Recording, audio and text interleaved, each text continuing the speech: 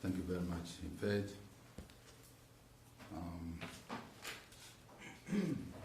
Assalamu alaikum. Good morning and shalom.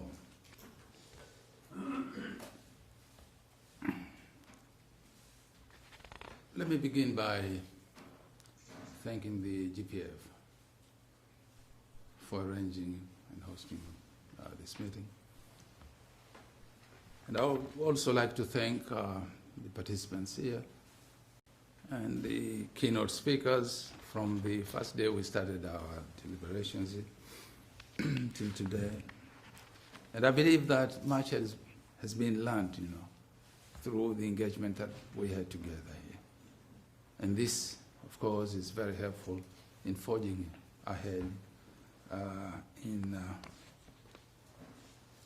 the implementation of the theme that is ethical leadership and the global crisis. We need to learn from each other, definitely. Of course, each one of us may have a unique experience. And today, I'm going to share with you what I would humbly call a unique experience, which I had in Zanzibar.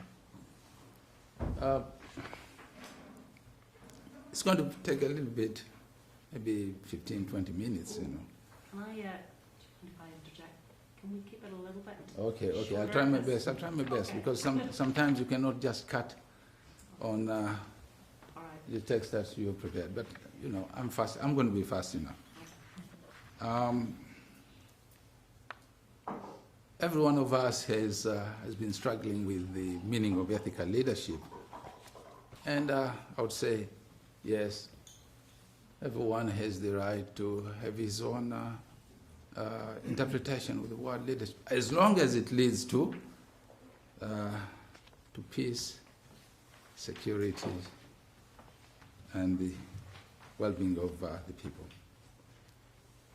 In my opinion, ethical leadership is related to issues of trust, honesty, consideration, and fairness. An ethical leader leads by example, guided by ethically agreed norms. Now, such a leader must always work to motivate people in his society in general to work together in order to positively and sustainably achieve the objectives that have been set by them all. Ethical leaders have tremendous impact on people's behavior and actions. And those who succeed in leading ethically not only improve the economies of their countries and their societies, but also build among people a culture of trust, respect for one another, and that is very important.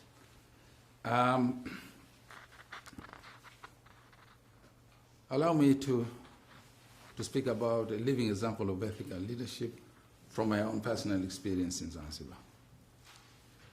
As you all know, Zanzibar is a small country in East Africa.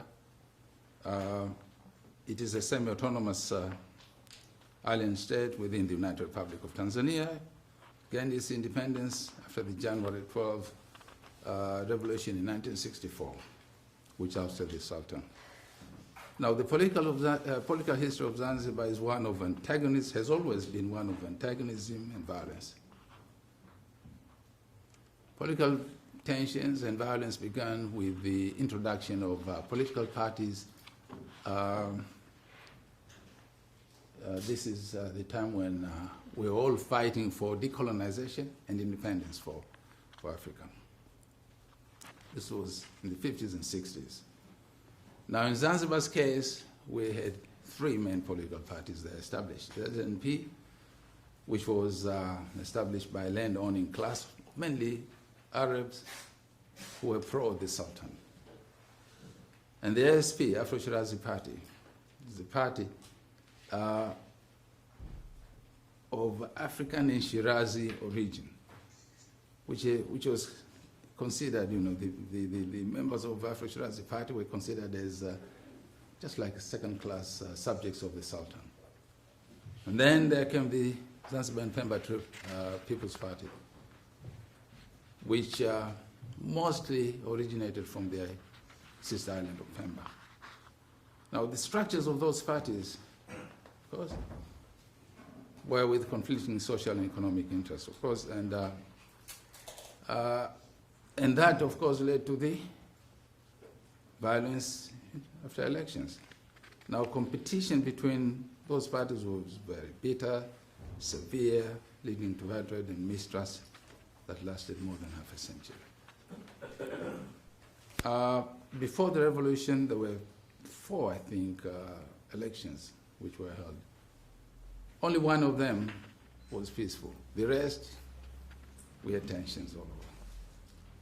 Now, the initiative that we had to take, to reach a final political settlement in Zanzibar.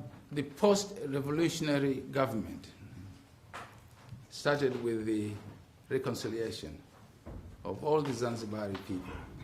And this time, because after every revolution, governments would first suspend or maybe stop the constitution altogether, and then rule by decree. So at that time, the constitution was abolished, and they established decrees, which were, of course, not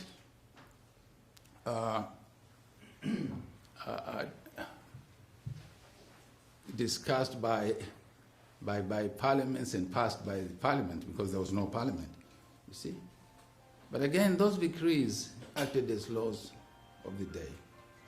And I believe that most of them were good decrees.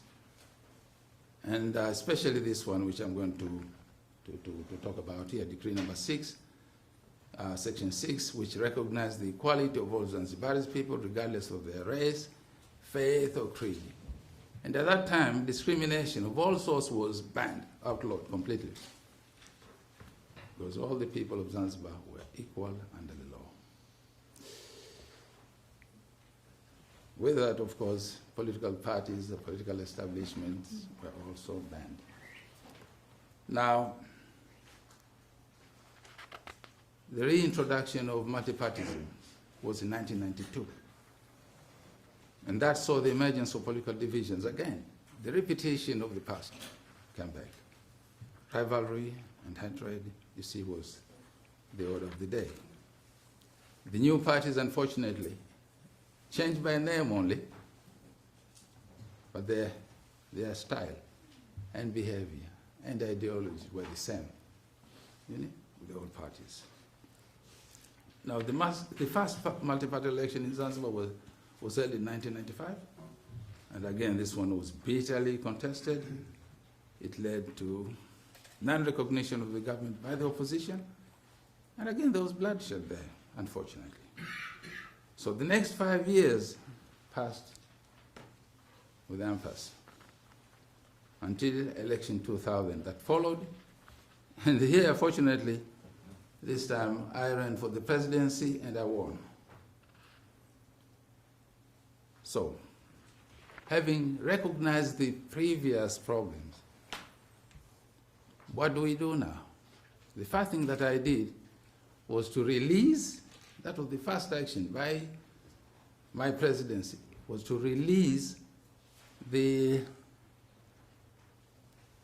26 so-called political prisoners, because I use the word so-called here because, I don't believe they are political prisoners, because somebody does not deserve to go to jail because of his political belief. You see? So I released them. And then I formed the Ministry of Constitutional Affairs and Good Governance with the responsibility of articulating the fundamental human rights and to observe the rule of law.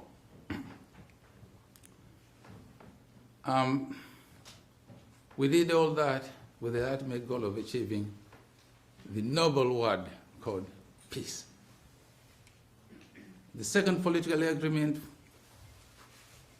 with that in mind, of course, we worked on the second political agreement between our political parties. And then we agreed on, first, the formation of the new Independent Election Commission. I'm finishing. I'm just about on the last page. Independent Commission, we agreed both the parties. And you see, you seldom see a government working with the opposition, you see, to reform institutions of the government. We did that. And why did we do that? For the sake of peace again. The second thing that we did, we introduced a permanent voter register. We did the reforms of the judiciary. We created an independent Directorate of Public Prosecution. The GNU, Government of National Unity, eluded this. We had a problem there. But again, the following 2 years or 3 years later, we met again, and we agreed on the formation of the Government of National Unity. This was after the meeting, between the Secretary General of the CUF and myself as the President of Zanzibar. We both underscored the importance of peace and security to our people, and that, of course, our people deserve to enjoy a lasting peace. We also agreed to hold a referendum, just like the one you have here in the UK, because to hold a referendum has its importance. You need, this is a direct democracy. You need the people to vote on the subject that you want to implement. So 67% of the people of Zanzibar, fortunately, voted for the formation of Government of National Unity. And that gave us, the strength to continue with what we had started. So in August, we passed, the House of Representatives passed the bill and amended the Constitution of Zanzibar. In October, we had the 4th multi-party election there, which was held under the agreed terms. The results were announced, both parties accepted the results, and you see this is a very important milestone. When you have a competitive elections and then both parties agree to the results, there was harmony throughout the political landscape of Zanzibar, and that was an achievement of itself. A few days later, the Government of National Unity was formed, and Zanzibar lived in peace for the next 5 years. In conclusion here now, what I would like to say is that Honorable Saif Sharif Amali, the Secretary General of CUF, and I worked so hard to achieve what had eluded the previous administration. And it was possible because we demonstrated how ethical leadership can bring about change by respecting values, the dignity, and the rights of other people. Thank you very much. Thank you.